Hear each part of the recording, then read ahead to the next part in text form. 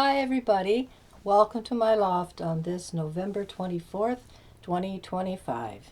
Christmas is 1 month from tomorrow, so it's just a reminder everybody. So I'm going to model my dress today.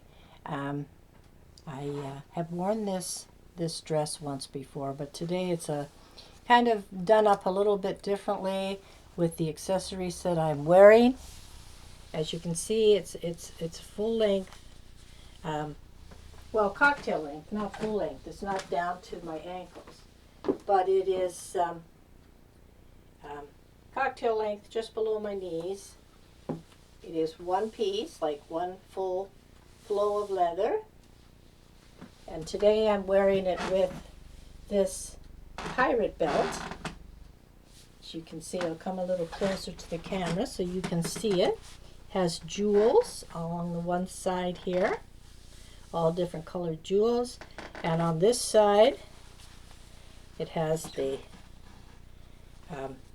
I think they call these little thing grommets, but I'm not sure. They're just little silver circles that are punched into the leather, and it is a wide belt. As you can see, it flows around the back quite nicely.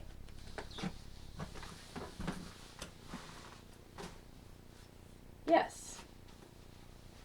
It's kind of hard to, when you're wearing, my stilettos today are gray suede with black and gray marbled heels.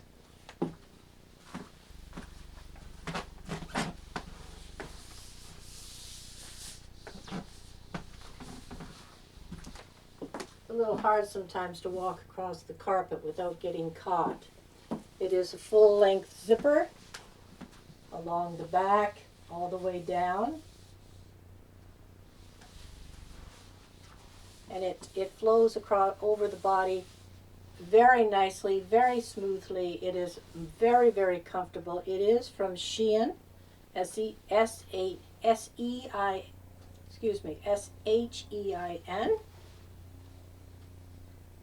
And so here we go over to my set. So bear with me as I say we wobble backwards and I get everybody in line here. To be perfectly honest, I just did this video. This is my retake. I just did this video. I'm going to go and shut off the overhead light. It's not required right now. I just turned that on to show the dress the best that I could.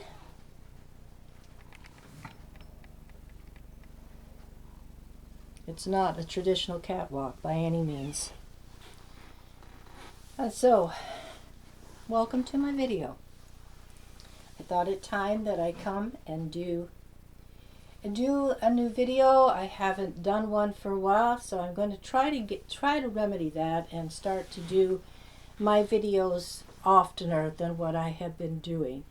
Of course, I want to remind you all to watch for my newest upcoming dramatic film short, Blackwood in Emergency, that is coming to my channel relatively soon.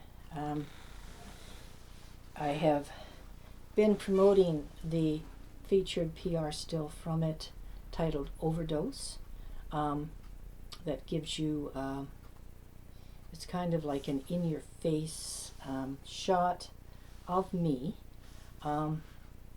in the state that I was in the night my unintentional overdose actually happened.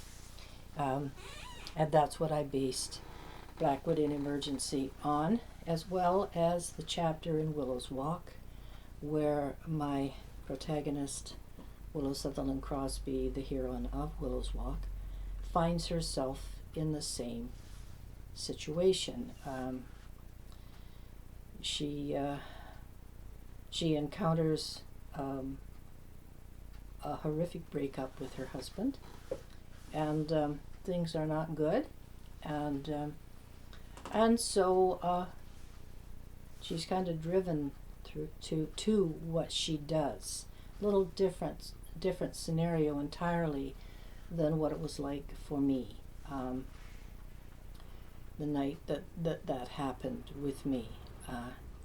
And mine was just an unfortunate situation I was in at that time. It was not a good time in my life. I had been just under so much stress, and which is still no excuse to do what I did, but it was not done with the intention to do away with myself. It's just what I did. That was the result of what my misjudgment, and I had taken an overdose of nerve pills that I had that was prescribed to me quite a few months earlier, following an incident that had happened involving my youngest son, an accident that had happened, and in my prior video, I spoke about it, but I'm not going to discuss that again because it was a terrible, terrible ordeal for both my son and me. Thank God he survived it fine. He was not hurt. He was just shaken up. And so, but I can still, to this day, that this happened back in 2005, I believe. And to this day, I can still hear the impact of this car hitting my son's pickup. Like, they come together, and my son, to try to avoid him, there was no way you could avoid this guy. Older man and wife out for a Sunday afternoon drive and fall asleep behind the wheel, and she's asleep too, and they're meandering down number 3 highway. And anyway, Jason couldn't get over any further, and his truck, the left front wheel, went right up over the hood of this guy's car, and just the momentum of that just flipped Jason's pickup right over 180, right over, landed on all 4 tires, but just kaboom. And I can still, to this day, I can hear that impact, and I don't think it's ever gonna go away. And so we all ended up in the hospital. I wasn't involved in the accident. He just barely missed my left back fender by the time I could get out of his way. This guy, this sleeping fool coming down the road, and so his wife got hurt. She was okay. It wasn't anything severe. And Jason got checked over in hospital, and he was fine. And because of what had happened, and it's my child, even though he's a grown man, but he's my child. And I kind of had a reaction, was shock, whatever, quite a reaction to what had happened. So they took me to hospital too, and they checked us, both Jason and I, over, and we were fine. And but because of my state of mind, the doctor prescribed these nerve pills for me, and to take one whenever I felt the need to. And so I had taken, maybe in the course of the time between I got these prescribed to me and the time that I did this overdose, would have been a few months. And so this night that I did this, I had not been able to sleep, and that accident certainly didn't help matters any. And I got to the point where I was totally stressed out. I wanted some sleep, some decent sleep, and I was still working full time at my residential service at that time, so I had the demand of all of this, and trying to hang on to my house at that time. And so anyway, long story short, I took these pills. I took the rest of them, and I slept all right, and so I ended up in hospital, and I was, as you will see in the film. I mean, it's assisted with kind of altered image through the use of grok on Twitter, but it is still me. It's just kind of altered a little bit, but a few of the shots are actually me, and as in the featured PR image, Overdose is me, and I portray it as closely as I could to the night this actually happened. So no makeup. My hair was wet because I had been, when they give you this activated charcoal, what I refer to as the charcoal cocktail in Willow's walk, because Willow goes through an OD in different circumstances, but that's what I base her OD on, is my own. And so they give that to me, and it is very abrupt. It's very fast. You find out how many orifices you have in your body, and it's just hurling gobby black water out of every one of them. And it's I wouldn't recommend that for anybody to go through, to find out what it feels like. What I can remember of it, it was not a bed of roses, and they I don't know really what all they did to me. I don't think they pumped my stomach, because if that would have been, maybe had I remained unconscious, they would have. But I had been in and out of consciousness, and they, when I was conscious, they gave me this activated charcoal, and just to make sure I was totally clean. I mean, they gave me an enema. I must have been showered. One time when I regained consciousness, I was wet. I mean, my hair was all wet. My body wasn't. My hair was wet. And hanging down off the gurney, as you'll see. And I was laid very flat, very straight, very rigid almost, and draped in a white sheet, not satin as you see in the film, but white cotton sheet, starch sheet.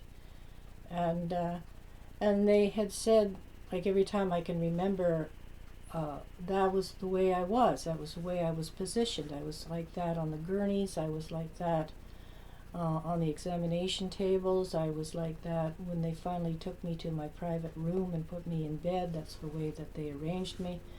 And they said afterwards that was because of to make sure the blood flowed unhindered throughout my body.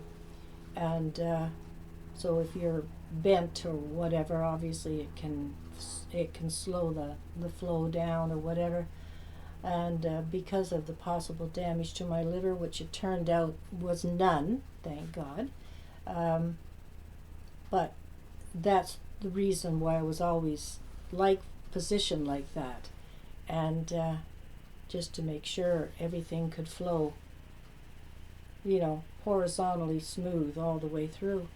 And of course I was totally dehydrated, so I had, I don't know how many bottles of saline drip that had been put through me, and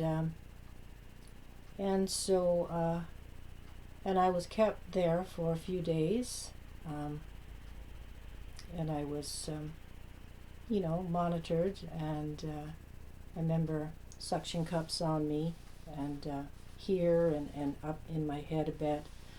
And then, of course, I had to go through some therapy in hospital before I was released, and then I had to go back, like outpatient for a while, and talk out some problems and things like that, and so I got through it, but I never forgot it, and hard lesson learned, and for me, who is considered, hard-headed biatch, and so anyway, that was that, and when I did Willow's walk, and I got to that, what Willow goes through, that's how I wrote that scene, that chapter, because I based it on my own experience. As I do a lot of my books, I base on my own life experiences and maybe change them a little bit, but that's where they're basically based on, and so I used that for Willow, and it's a very, very hard, difficult, touching chapter when you read it. But of course Willow survives it and goes on, so I'm not going to divulge anything of what all Willow goes through, because that way I'm hoping you'll pick up a copy of it and find out for yourself. But in my work, you do learn a lot about me personally, because as I say, I base a lot of my books, not the total stories, of course, but different things that happen throughout the books, that I base on my own life experience, and so I want to share this with y'all. This is the print copy of Reader's House magazine, based out of London, England. It is referred to as London's Literary Gateway. This is the issue that features, like, I'm among many authors in here. This is the featured author. Her name is Donna Jones Allward. So please do check out her work. And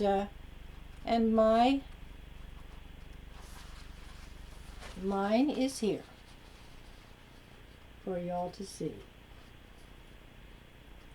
And so this photograph here, that is what I'm holding, The Perils of Autumn. It was professionally done by my eldest granddaughter, Ms. Carson Brodacki. And this is here the last novel in the Autumn series, Return to Autumn Part 2. That's what the final novel in the series, where all the tie-ups happen, and you come to the end of the series and find out what happens to Mr. Duff Taylor. And so this is the print version, and also Return to Autumn Part 2 was chosen as one of the editor's choice novels in the book. If I can find it for you here without wasting too much time. There's one here, right up here, right here, and they gave me a fantastic review, which I'm very, very pleased. It's right here among the others. I'm among some really, really good literary talent here, and so right here, and they gave me 5-star review, and so if you pick a copy of this up, you can order it on Amazon, but it is in Barnes & Noble, it is in all fine news outlets, and so hopefully get yourself, it's issue number 58, and so that was a project well done. They had the online version of it online that you can check out as well. Or I'm carrying it on my different media sites, so do check it out if you would. The picture that appears in the online article is the same article that appears in the print issue, but it is different photographs that are used, and the one that is used in the online article was done at Ridgeway Books and Arts over in Ridgeway, Ontario, almost to the Fort Erie Buffalo border between Canada and the United States, a year ago for the bookstore's reading series in the summer. She features, each week she features a different author, and so I was there that day for, basically for The Perils of Autumn, and the photograph was taken by Karen DiBiase, and or DiBiase, so I'm never sure of how to pronounce her last name, but I think I'm close with it anyway. And so check it out, and you can check all of this out on my official website, rusty-blackwood.com. And for anyone in the Niagara area, this year I'm not doing a special sale on my work, on my autumn series. I have done, I think, the last 3 years, but this year I'm not doing it. But you can still, if anybody in the Niagara area, go to Ridgeway Books and Art. You can find my work there on her shelves. And also you can contact me at writerrusty@hotmail.com here in Niagara for anybody interested in picking up a copy directly from me. It would be signed, of course, and you can get yourself a copy that way if you don't want to order it online. It is available at all Amazons. All of my work is available at all Amazons, Goodreads, All Author, Reader's Favorite Books, all of the order desks or kiosks at any Indigo Chapters, Kohl's, clear across Canada.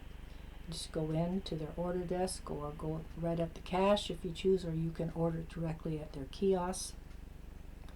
And also my official website, of course, rusty-blackwood.com. And so I don't think I have too awful much more to talk about here. I wanted to mention the article in the print version of Reader's House magazine, and kind of do a bit of a promo for the upcoming Blackwood in Emergency. I think I hope that you enjoy these film shorts that I do that are based on my novels, different happenings in my novels.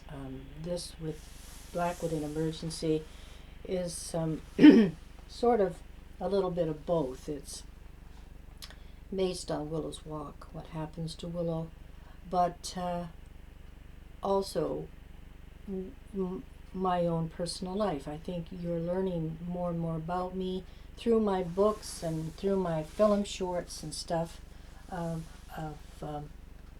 what my life is like, and so very multifaceted, I suppose, in that respect, because a person's life journey isn't just one path. You walk many paths in your life, and a lot of different experiences, and some great and some not so great.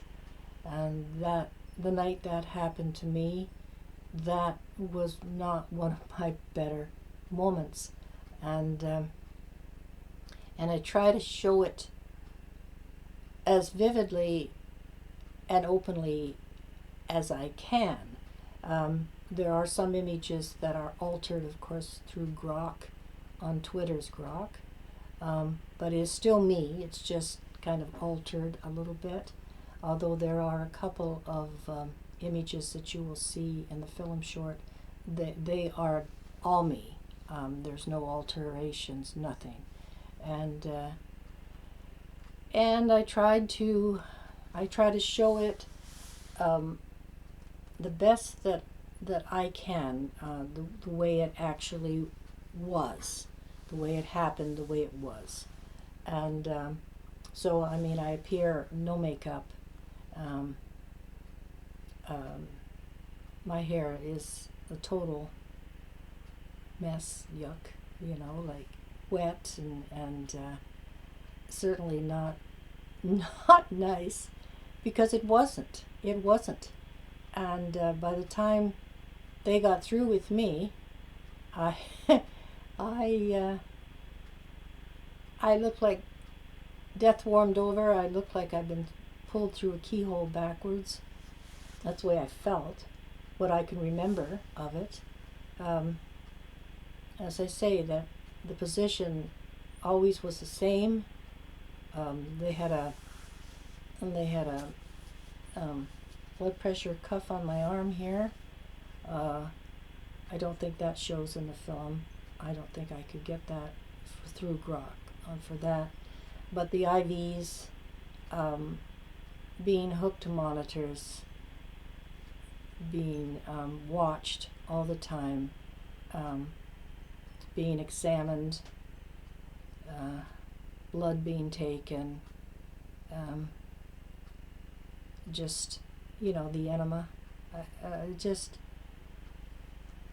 you know, if I never ever feel the taste of charcoal and water and see the black gobby crap that comes through you again, it would be a pleasure not to. I never planned to. And I made a bad judgment back at that time, and through the generosity of the Lord, I got through that, and so I would never wish that on my worst enemy. And it wasn't a night of fun and games. Anybody thinks that doing an OD is adventurous, or you're having the time of your life and you're getting all this attention. You're getting attention, all right, but not the kind of attention you would want. Back in that time, as I say, that was when it actually happened, was about 2005. And I had just been writing for a few years. I hadn't yet published anything. So nobody knew who Rusty Blackwood at that time was. I stayed in the film that I was seen, you know, by people who recognized me. That was just to add a bit of glamour, I suppose, to this very graphic, in-your-face film of what it was like. But it is, I wouldn't want to revisit that. I've had better moments, and but I wanted to share this with y'all out there, and give you kind of a look into my life, and a look into a writer's life, of how where a lot of stories come from, what they're based on, and with me, because I do videos and I do film shorts, of taking what happened to me and revealing it in graphic ways like that I do, and allowing myself to be photographed and seen with, you know, bare minimums, like no makeup, horrible, the worst you can possibly look. And trust me, you throw your ego to the wind when you're going to do this. If people seem to think that I have one, I have an ego. I suppose we all do to a certain degree. But I hope that through some of these things that I do, it can help people that may be having some problems, or thinking, you know, oh well, I'm just gonna off myself or whatever, and I'll be done with it all, and I'll be on to better things. Well, no, no, please. Really, really stop and think before you make a decision that can totally alter your entire life. I mean, I was fortunate.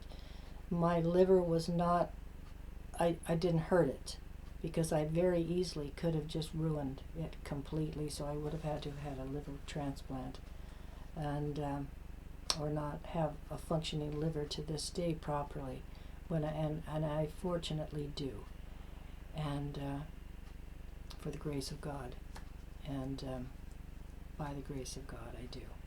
And so I'm going to say bye-bye for today. I will be back relatively short. I'm planning to do not only my Christmas video in December and my New Year's video, but I do plan to try to do 1 or 2 more in between now and the time I do my Christmas video. And so I hope you all watch for that. I ask you to please like this video and to comment it and to share it around and to subscribe to my channel here and help me to continue to grow my numbers. I am very, very thankful to everybody who has very kindly subscribed to my channel, and I welcome everyone who is contemplating subscribing. I hope you do, and welcome. If you do, I thank you. And so, stand strong, everybody. Stay well. We're going into the nicest season of the year, where we celebrate the birth of our Savior, Jesus. And remember that. It's nice to shop and have gifts and things like that. But remember the reason for the season. So until I see you next time, as my little great-grandsons and I say, peace and love be yours. So until I talk to you again soon, take care, everybody. Bye for now.